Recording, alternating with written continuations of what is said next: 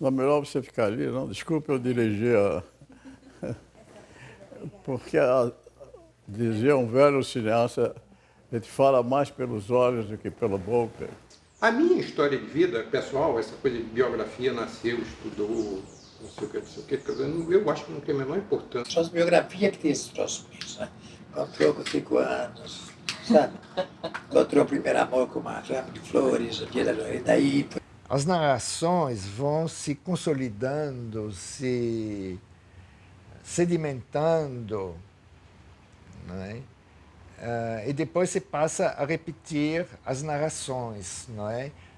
Supondo que ao narrar você está narrando a sua vida, mas em realidade você está repetindo as narrações. Isso é a base do jogo de cena. Aceite a história tal como ela é e aproveita dela as partes melhores, as partes mais belas, porque há muita parte sombria na história. E é o caso de repetir.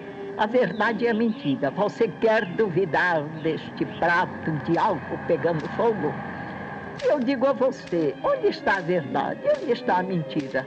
Dizem que as duas foram gêmeas, chipópagas, né? Pregadinhas uma na outra.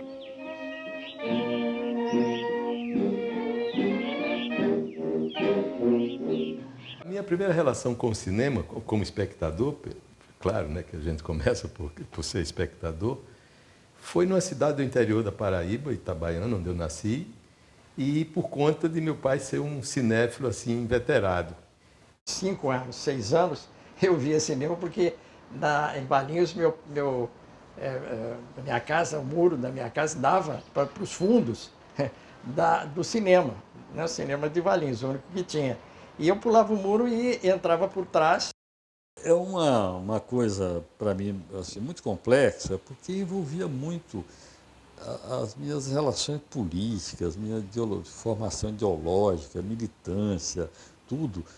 E nada se opunha ao cinema, pelo contrário. A minha busca era tentar fazer com que o cinema expressasse essa forma que eu tinha de ver o mundo, essa insatisfação com o mundo.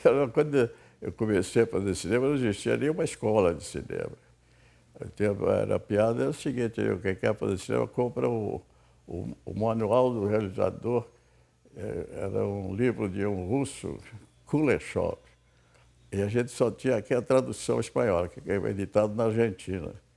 O Tratado de Realização Cinematográfica. Era um livro desse tamanho. Então, a piada era a seguinte, não, você não precisa ler, não. Você põe debaixo do braço e vai no botequim. Fica sempre assim. E um dia vai absorver os ensinamentos do Kuleshov. Era uma época maluca, né? Que você aprendia a ligar o gravador e virava técnico de som. Você estava ali disposto, interessado e disponível, você virava assistente de direção. Todo o pessoal dessa geração, Gustavo, Glauber, Joaquim Pedro, enfim, todos nos formamos em cineclubes. 58, 61 e 63. Essas três bienais, são as 3 bienais, elas trazem consigo a maior exibição, a maior mostra de cinema mundial que o Brasil já teve. Eu perdi algumas, acho que a primeira foi do cinema americano, ainda em 59, essa eu não vi nada. Depois teve uma do cinema francês, que eu vi alguns filmes, de maneira meio esparsa. Acho que eu acompanhei, assim, vendo quase todos os filmes, foram a do cinema italiano e a do cinema soviético. Eu tenho plena consciência que eu fui o espectador padrão de toda a novela vaga, de todo o cinema novo, de todo o cinema italiano, de todo o cinema japonês. Eu não era cinéfila, mas era o que tínhamos. E também do bom cinema brasileiro, que começa com o Nelson. Na minha cabeça, não é que começa com o Nelson, ao contrário. Começa com a Vera Cruz, com o Humberto Laura, aquelas coisas. Mas no cinema comercial e com visibilidade, depois do Rio 40 Graus.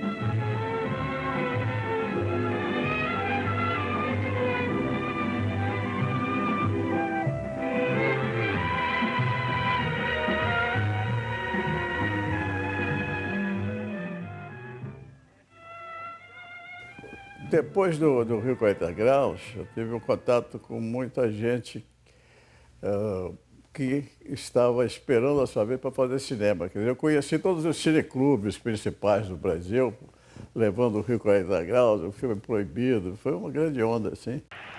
E daí, os jovens que estavam no cineclube pretendiam fazer cinema, né? E especialmente lá na Bahia, o cineclube da Bahia, estava liderando o Galber.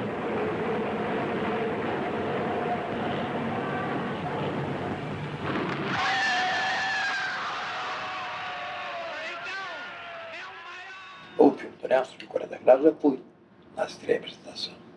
Mas foi o último suspiro, entende? Fechou Veracruz, fechou Maristela, fechou tudo. O 57, você fala, depois é que vem o período em que começa Bossa Nova, Brasília, tudo muda, todo o Brasil, e que o cinema novo, no fim dos anos 50, vai aparecer os curtas e tal, e vem o cinema novo. E que nunca as pessoas sabiam como era difícil que alguém respeitasse o cinema feito no Brasil. Eu já estava mais ou menos me preparando, já estava acho que terminando o curso clássico para fazer vestibular, e já tinha algum interesse no cinema, mas assim, como espectador. Mas quando eu vi, era O Homem de Arã, de Roberto Flaherty, que era um filme sem enredo, né? Claro, era um documentário, o primeiro que eu vi realmente de longa-metragem, não tinha atores profissionais, não tinha praticamente, não era nenhuma grande produção, e, no entanto, aquilo tomou conta da plateia. E eu me apaixonei por esse filme. E aí eu fiquei pensando um dia, se eu fosse um dia fazer alguma coisa no cinema, eu gostaria de fazer daquela forma, né? E isso foi o que aconteceu. Pouco tempo depois, eu já na faculdade, eu fui convidado pelo Lindoarte Noronha para fazer com ele e o João Ramiro Melo um projeto do documentário Aruanda.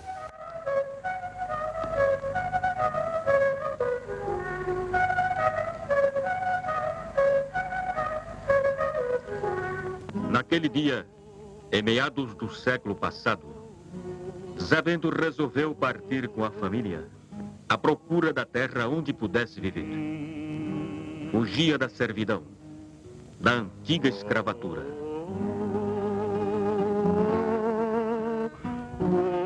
Estava acontecendo em São Paulo o primeiro encontro da crítica cinematográfica, onde estavam todos os chamados os críticos de cinema do Brasil, maioria. E chega um baixinho, bem gordinho assim, com esse filme debaixo do braço e diz: eu sou Lindoarte Noronha, queria mostrar esse filme para vocês. Aí fomos para o cinema, pegamos o operador, botamos o filme na tela, nós três lá, e mais o Lindoarte, vendo o filme, e digo: pô, isso é uma loucura. Esse é um filme é uma loucura. O que nós vamos fazer? Vamos botar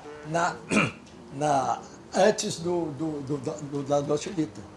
Vamos botar como um complemento. E chegamos para o Paulo Emílio, nós vamos fazer isso, porque eu acho que vale a pena, é uma coisa importante, estão os críticos aqui, o diabo e tal, e não deu outro. Passou o filme, um alvoroço fantástico. A Ruanda, ele provinha do próprio Brasil, né?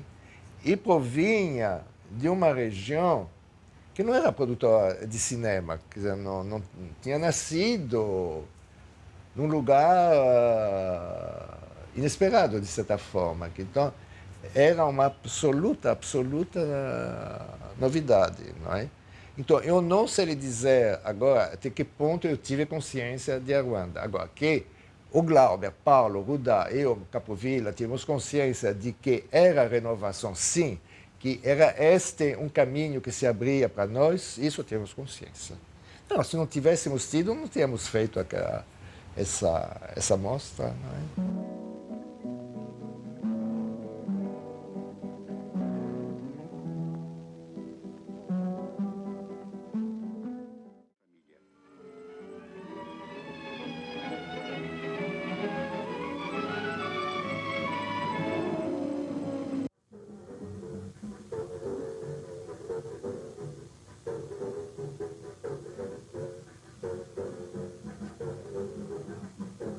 A sessão foi uma sessão única em que apresentamos esses filmes E aí que teve uma briga monumental, não é?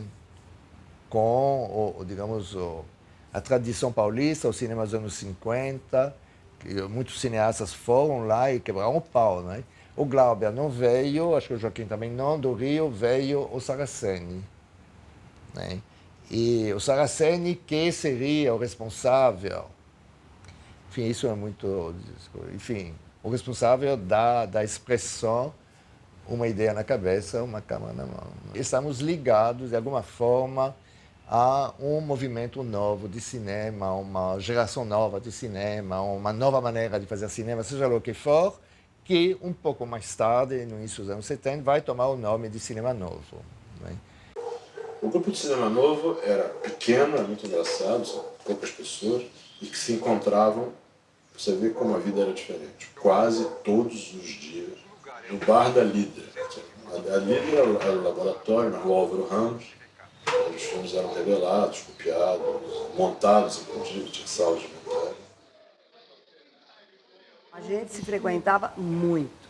Assim, uma coisa que não existe mais hoje, de ir na casa um do outro, de noitadas, conversando, bebendo. Existia uma troca de informação, troca de ideias e, principalmente, uma utopia maravilhosa de que a gente ia realizar juntos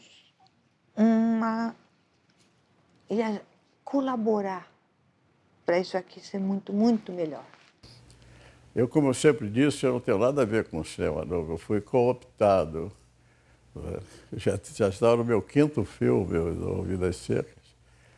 Então já começou esse... Nelson, entra nesse clube aqui. Claro, com o maior prazer. Entrei no cinema novo. Também eu tenho uma definição do cinema novo muito irônica. Que é o seguinte, o cinema novo significa a presença do Glauber no Rio de Janeiro. Quando o Glauber baixava aqui, era entrevista para cá, polêmica para lá, então agitava aquilo tudo. Semelhante a uma semana de arte moderna que aconteceu. Nós fundamos ou refundamos o cinema no Brasil com esse movimento do cinema novo, né? E é uma coisa que, às vezes, há uma reverberação, às vezes, sabe? Você vê, às vezes, você assiste alguns filmes da atualidade que deve muito àquela posição de projetar a sociedade brasileira, de projetar os problemas nacionais, né? De sentir a alma do povo brasileiro, né? Não mais como numa atitude de não produzir só entretenimento, mas identificar as nossas raízes e projetá-las no cinema. Porque o clima cultural, político-cultural da época, era que na cultura do povo, no povo, é que você vai encontrar a solução da identidade brasileira. Quem interpretar como nacionalismo mesquinho o fato de eu me confessar do sertão como maneira de pensar e viver é mesmo um idiota. Prova que não entendeu meus livros e nem seria capaz de entender direito o que nós procuramos aqui frisar com cuidado. Como escritor, eu não posso seguir a receita de Hollywood segundo a qual a gente deve orientar-se sempre pelo limite mais baixo do entendimento. No sertão, fala-se a língua de Goethe, Dostoiévski, Flaubert, porque o sertão é o terreno da eternidade, da solidão. São ali os anjos ou os diabos que manuseiam a língua. Ai, a menina bonita, cabelo de meio verde, no tempo que eu não te vejo, não tenho fome nem sede.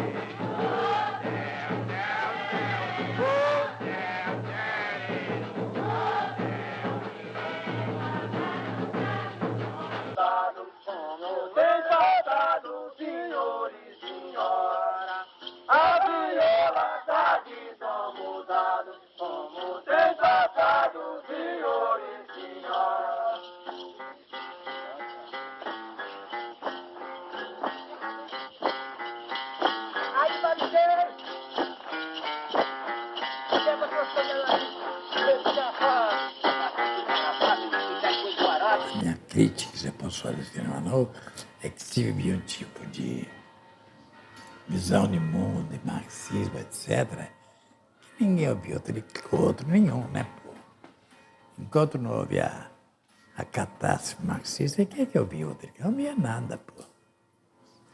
Não havia outra classe, nem o colega de classe, já que classe em qualquer sentido, entende? Agora, num país que o cinema era feito de bobagem, o que aconteceu no cinema, de qualquer maneira, é dar voz a alguma coisa que vem lá de baixo, entende? Só que, claramente, também havia um impulso autoritário no cinema novo, evidente, né? Isso não podia deixar de ser. Quem não era autoritário nos anos 60? Pô? As mulheres, assim, que eu via no cinema, mesmo as mulheres do cinema novo, não na segunda parte do cinema novo, mas naquele miolo do primeiro cinema novo, não tinha nada a ver comigo. Aquilo não correspondia, entendeu? Era incrível, era maravilhoso. Tinha também aquela coisa sempre de olhar o outro, quer dizer, a questão social dos oprimidos, de tudo isso, mas nunca se olhar a si mesmo muito. Quer dizer, nós tínhamos uma dificuldade em nos filmarmos. O cinema novo era muito machista, chauvinista e bairrista, entende? Muito. Eu fui filhote do cinema novo. Os cardeais do cinema novo, Cacá, Glauber, Jabor, o Nelson me deu muita bola. Joaquim também me deu muita bola. Joaquim me deu o negativo do Pantanal. Joaquim me deu uma parte do negativo. Mas eu tinha consciência, primeiro, eu era paulista. Eu era a paulista. E cinema era coisa de homem, né? Me livra dessas mulheres! Essas mulheres, me livra! Foi hoje uma possibilidade que só teve carinho imenso. Pensei que podia ser assim. Seria mentira dizer mais de mim. Você nunca vai ser nada! Você nunca vai ser nada! Você nunca vai ser nada! Não sei, eu gosto muito de liberdade. Uma liberdade que eu acho que eu não teria no casamento. Não é sozinha com uma amiga, outra coisa, mas, entende, abandonar a família e não ter, porque, uma coisa, eu tenho horror de ser dominada por um homem. O cinema novo é um fenômeno curioso, né? Fala-se muito do cinema novo, mas é o evento mais efêmero da história da cinematografia mundial, né? Ele dura 2 anos, na verdade. Ele dura de 62 a 64. Tem uma sobrevidazinha até o ato institucional, até dezembro de 68. Alguns filmes importantes são feitos nesse período de sobrevida, Terra em Trânsito, e tal, que são um pouco reações ao que aconteceu no golpe. Mas a possibilidade de fazer um cinema, que na verdade não era uma coisa assim formulada, não tinha uma cartilha, mas que estava um pouco na cabeça das pessoas, quer dizer, como a gente costuma brincar entre nós, com o modesto projeto de transformar o mundo, né? Era o mínimo que a gente esperava com o cinema. Isso não iria mais acontecer, e a possibilidade de fazer os filmes que se tinha imaginado também não era possível fazer. Não pode falar mal do governo aí. Se você falar mal do governo, vai acabar com sua roda. Já tá sabendo. Aí você já viu, se falar mal do homem aí, você já vai parar de ganhar o pão. Não tem conversa. A lei de imprensa? Aí eu vejo sempre pra eles falar aí, mas eu tô por fora. Eu vejo aí eu falar que você não pode fazer isso aí que você tá fazendo, né? Fazer comício no meio da rua é perigoso você ir em cana e parar de ganhar seu pão. O golpe foi muito desmoralizante para a esquerda. Porque todo mundo esperava o seguinte, os próprios militares, vai dar uma guerra. Porque vai ter muita reação, operários, greves, estudantes, e armas e tal. Isso nada. Não mudamos a rotina. Simplesmente acabou tudo. 35 dias depois do início da filmagem, no dia 1º de abril, o trabalho foi interrompido pelo movimento militar de 64. Apenas 40% do roteiro tinham sido rodados. Galiléia foi invadida pelo exército e os principais líderes camponeses locais foram presos. A gente voltou a Recife em grupos. Um era Elizabeth, Vladimir e eu. um outro era esse Marcos Rocha, a mulher dele e um outro cara. Em grupos de 3 ou 4 pessoas, nós fomos andando pelo mato, 3, 5 quilômetros, para sair longe de Galilé e esperar um ônibus e ir para a cidade, e morrendo de medo. As televisões, os jornais e as rádios não falavam de outra coisa, né? A revolução, o golpe estava na rua e que havia uma equipe da UNE, da União Nacional de Estudantes, que não era uma equipe propriamente de filmagem. Isso dito nos jornais, a imprensa, entendeu? E mostrava os equipamentos que a gente tinha deixado lá na casa, eles pegaram tudo e mostravam, filmaram isso e mostravam na televisão como se fosse equipamento de guerrilha. Porque, por exemplo, eu servi o exército, eu sei, uma metralhadora Otiquis, ela tem um tripé, tipo um tripé de câmera, assim como esse aí. Logo 2 dias depois, eu fui chegando na casa do estudante, um cara do CCC, Comando de Caça Comunista, me conhecia. Aí ele falou, você está por aqui ainda? Pô, é bom saber. Bom, meus colegas me pegaram, levaram para cima, vai embora,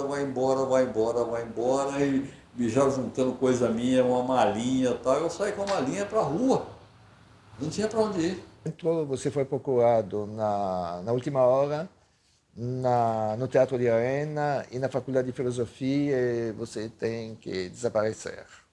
Né?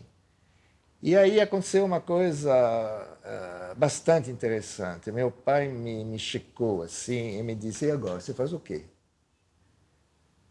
E aí ficou claro que nós não tínhamos nenhum treino, mas nenhum de vida clandestina.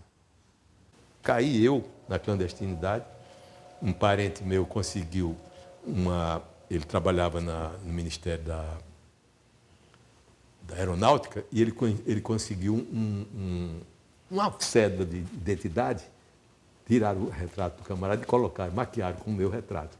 Aí eu virei José Pereira dos Santos e fiquei escondido numa fazenda lá perto de Campina Grande uns 6 meses, fazendo o santo de madeira.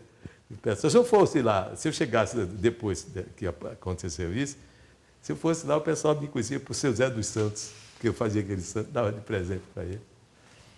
Aí depois disso eu peguei um ônibus e ia embora para o Rio, não aguentei ficar naquele mundo. Fazer o quê?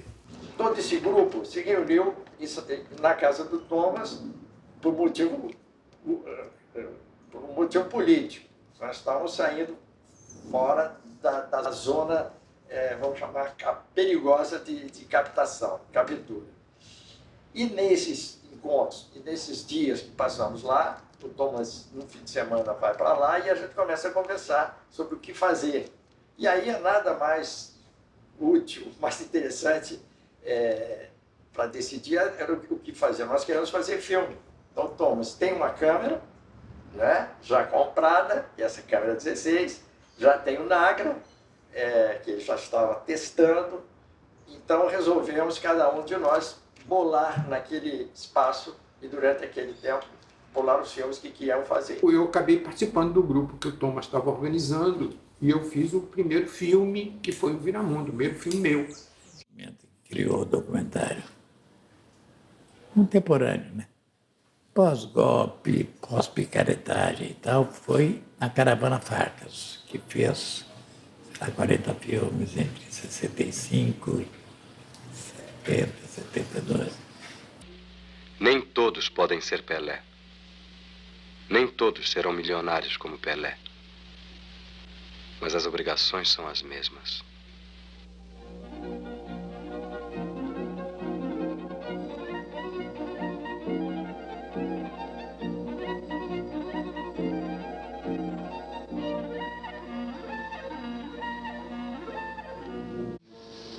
Sou Famanás Viramundo, do sertão de Pernambuco.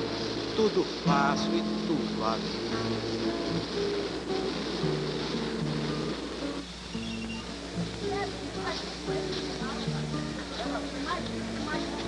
Quem quiser, agora venha nas veredas da ilusão, procurar com Viramundo o que há de ensinar. nós podemos afirmar que o que fez Juazeiro foi essa romaria frequente, principalmente as 2 do ano, em setembro, por ocasião da festa da padroeira, e em novembro, por ocasião da festa de finados, da comemoração de finados. Nós podemos dizer que o que fez Juazeiro foram os romeiros. Porque o Juazeiro tem se desenvolvido por causa do comércio. E o comércio tem se desenvolvido por causa dos romeiros. Até hoje repete-se. O cinema nasce do cinema, é uma bobagem isso. O cinema nasce da cultura onde ele está nascendo. Seja a literatura, seja no espiritismo, seja o que for. Mas não do próprio cinema. O cinema só ensina o que é óbvio, né? Quer dizer, onde põe a câmera, onde corta, onde monta, onde faz isso, onde faz aquilo. Mas o conteúdo, as ideias, tudo se vê na própria cultura do realizador, né? O cinema, na verdade, não é em absoluto essa operacionalidade de que hoje você tem a facilidade imensa, que é essa câmera que faz tudo, entendeu? E durante o tempo que você quiser. Não. O que é importante é o que você tem na mente. O que é importante é o que você tem no interior, o que é o teu olhar interior. Cinema não é um lazer solitário, um prazer solitário. Então, ele se presta para alguma coisa. O que você está revelando ali, que está construindo, é alguma coisa que tem um valor na sociedade, que tem essa capacidade de reflexão, de provocar reflexão, de questionar tudo. O cinema tem esse valor. E isso é uma busca que, na verdade, você leva a vida inteira. E eu acho que quando você detona isso, você não chega nunca a lugar nenhum, porque não tem parada, não tem onde chegar, entendeu? Eu hoje, aos 76, quase 70 anos de idade, eu tenho a mesma atitude quanto tinha naquela época. Eu não sei.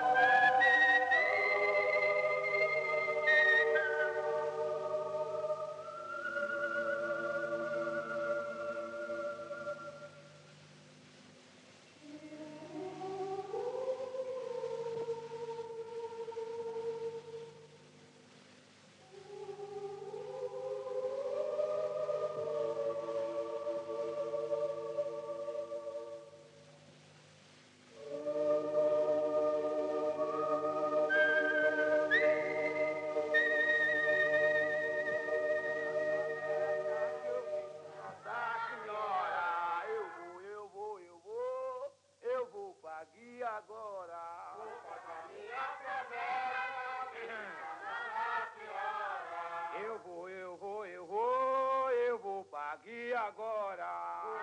Minha promessa,